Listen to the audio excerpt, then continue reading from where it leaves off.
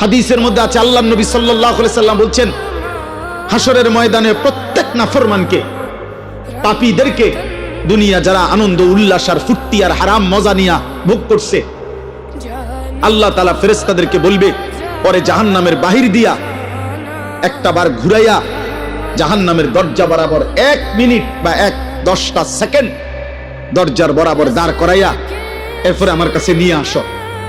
বিশুদ্ধ হাদিস।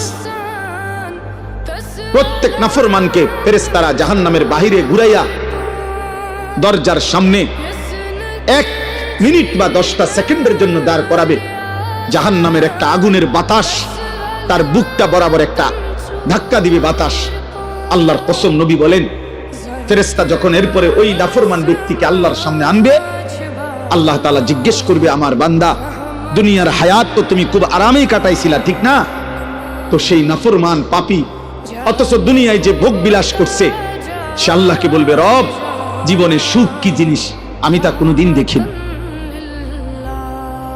জাহান্নামে এখনো ঢুকে নাই, জাহান্নামের প্রথম বাতাসের ধাক্কা। প্রিয় ভাই, প্রিয় বন্ধু, দুনিয়া ভুলাই দিল, সুখের দুনিয়া।